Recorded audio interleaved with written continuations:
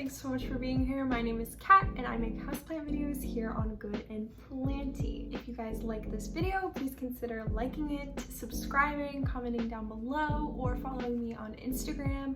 All of these things help me grow my channel. Okay, so today I'm going to be talking about the top 10 easy beginner houseplants that I'm going to recommend to you. These are plants that I own. I think they're great for anyone, beginner or not. Basically, to qualify for my top 10, the plant either had to be super easy to take care of, where I can just kind of hit snooze on it, or it was super vocal, so I always know what this plant is thinking slash feeling. I'm trying to spice it up a little bit so that it's not just like Pothos, ZZ, snake plant. So I hope that you guys enjoy this. The first plant is this Haworthia. Ooh. I feel like Haworthias are underrated, and I've said that before on this channel and I will say it again. I think that they are great plants. They have the ease of taking care of a succulent without getting all like stretchy and weird. They stay pretty compact even though they're in the same environment as most of my succulents who love to stretch, but it's still the same easy care of just bright light and minimal water. I find it pretty easy. I think they're rewarding. I already have 2 pups that I took off of this and I like it. Plant number 2. I know you guys are probably tired of me in this plant, and I really like I get it, but like also I'm not gonna stop. I love Syngonium Podophyllum in general. I think that the species Podophyllum is great to take care of. I have so many different cultivars of them and they are all easy peasy. I think that they're just like super forgiving, chill, they grow fast, who doesn't love that? And they can either vine over or you can stake them up. Who doesn't love the range? I'm sure you'll see this plant next week or something. Sorry. Plant number 3, it's a Pothos, but don't click off. It's a Pothos Marble Queen. I like Pothos. I think that they're cool and I think that they have some fun varieties, and the Marble Queen is definitely one of them. So if you're looking for an easy plant and you're looking at Pothos and you're like, I'm tired of it, try the Marble Queen. The only thing is that this is going to need a little bit more light to keep the variegation, but the same easy care kind of applies. I'm sorry that I put a Pothos in here. I apologize, but it kind of had to be in here, and at least I didn't pick like the Jade Pothos, you know what I mean? So again, I'm trying to spice things up. This plant, I feel like should be on more people's easy care lists because it's literally like nothing. It is one of the moss balls. Why is this on my easy plant list? Because literally all you do is you buy your little moss ball and then you just put it in water, put it like out of any like intense light, and you just change out the water and you just let it chill. I literally don't think it gets easier than that. It's not everyone's vibe, I'll give you that. It's not for everyone, but you can make some like cool visual pieces with it. I only have this like one little baby tiny one, so I wouldn't say I have quite the most extraordinary visual piece here, but you can get like a couple big balls, you can get some small balls, you can get some rocks, you can make like a little pretty thing for a table or a side table somewhere where you need a little bit of green but there's no light. It's so easy. If you are kind of into Hoya but you're like, I don't know, Hoya Pubicalyx, do it. And why is this Hoya on my list? Basically, I just put it a little pulled back from the south facing window and I water it like once every 2 weeks or something. This plant is so chill and it's pretty vocal because if you squish the leaves, it will give you like some softness if it's thirsty, and it'll be a lot more firm if it's not. I think it's vocal. I think I barely have to check up on this plant, and I think it's really striking and beautiful. If you are kind of curious about Hoya and you want to give one a go, I think that this one is a great place to start. It's a little bit more fun than some of the Crimson Princess slash Queens, so I would give it a go. I think it's really fun. I don't think you'll regret it. Hoya Pubicalyx. The hardest part of this plant is trying to say it. Okay, next one. I feel like this might start some controversy, so hang tight. I might make it big off of making such a bold statement, so don't yell at me. Don't yell at me. I warned you. Are you guys ready? It's a Calathea. It's a Calathea, I know. But first of all, shut up. Shut up. Second of all, I know that like me and my channel, we are like anti-Calathea. Unless you're kind of into, you know, the more intense care plants, or you have just like absolutely optimal conditions naturally, I think that Calathea are kind of a stressful plant. I had to get this one because of the beautiful pattern, obviously. And ever since having it, I have had almost no issues with this plant. Like once in a while I get this, you know? But they're always like the smaller leaves that I also like bought the plant with, and they've held on for quite a bit of time. So for Calathea, I think that this is a super easy plant.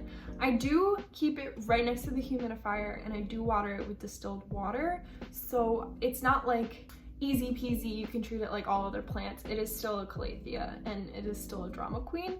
But for Calathea, I think that this is the easiest one that I've come across. If you're like itching to get a Calathea into your collection, I would give this one a go. This one is like a little bit more expensive and harder to come by, but it's definitely popping up more. I know, it's a Calathea and like bleh, but it belongs here.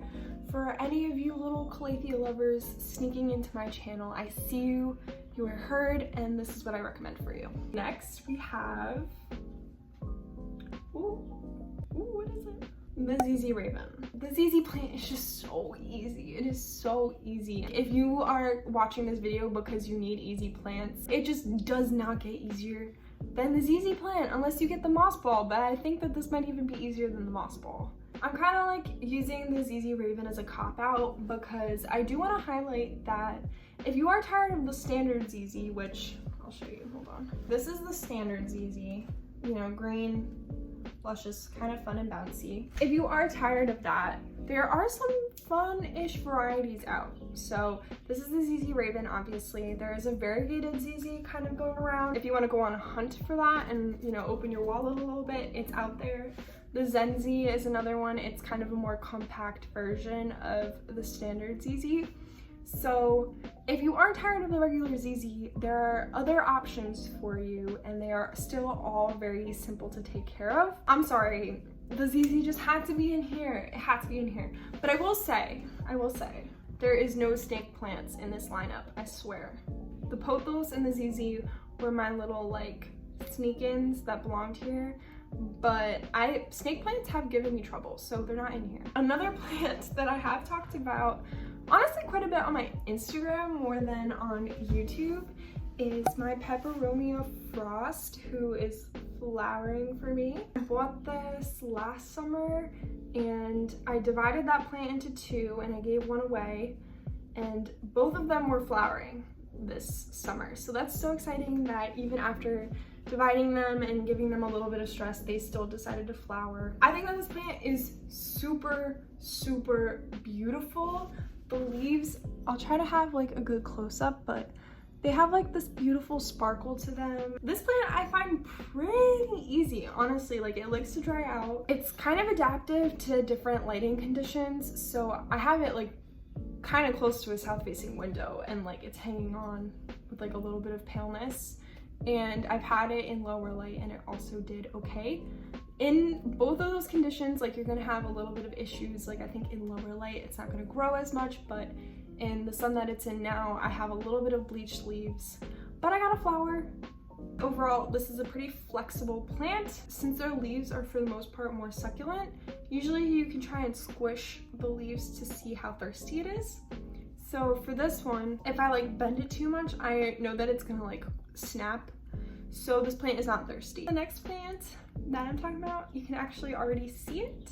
It is the Monstera Deliciosa. I love this plant. I love it so much. It has grown so much this summer. It's absurd. I think it's one of those plants that, you know, it's not as vocal as like a peace lily, for example, where it's not gonna like completely droop, but the leaves will get a little bit like flappy and soft when it wants to be watered, and also it does handle neglect fairly well. It'll probably be a little bit less forgiving the smaller it is, but at this size I can go like 2, maybe 3 weeks without watering it and it's fine. It can have humidity, but it doesn't need humidity. It also would do well in a range of light. This one is in a very good lighting condition. This is a south-facing window and this is east, so it is getting decent light, so that's why I think it's thriving so much, and I also fertilize it. But if you do put it in lower light, it's not gonna die on you. So I think that's something to keep in mind. Like a lot of these plants that I'm talking about, like you can put them in lower light, they just might not thrive. But if you just need plants that are flexible to you and you don't need them to be like booming during the growing season, you'll be fine with them and you can put them where you need to. And the last plant that I'm gonna be talking about, I have to drag it in, is my Micans. I feel like some people might disagree here. I'm sorry if you're one of those people, but I find this plant, I find vining philodendron in general pretty simple, but this plant has been so kind to me. I think I struggled with this plant a little bit when it wasn't on a pole and it was vining just down. I started to get really small leaves, started to have leaves die off. It was also super root bound in the pot. So once I repotted it here and I gave it a good pole, and this isn't even a great pole, but I did give it a pole, it really took off. The thing that I struggle with this plant the most is trying to tell when it needs to be watered because I don't find it to be super vocal. But it's beautiful. I put it near this east-facing window. I'm getting some like pretty big leaves up top especially, and I just think that the color is beautiful and it's becoming easier and easier to find. I think there's like a little bit of an adjustment period where you're trying to understand it and you might get frustrated with it, but I think it's worth it, and it is a fairly fast grower, especially if you're going up. There you go. Let me just push this back out. Oh, also for the Micans, I forgot to say, but it is a really, really great plant to have and propagate to for other people. It prunes like a dream. I just cut it back. It roots fast in the water so then I can gift it away. And also from where I cut it on the plant, grows back super quick and nicely. So I also think it's a great plant to have because you can gift little propagations from it fairly easily. That's gonna be it for today's video. Thank you so much for watching. Please let me know if I said any plants that you were just like that's not an easy plant, how dare you put that on there. I'm sure I struck a chord with some of you, so please let me know. I'm super curious if a plant that I mentioned is giving you absolute headache, heartache, the whole thing. Please subscribe, like this video, comment down below, follow me on Instagram, all that jazz. It's much appreciated. I will see you in my next video. Bye!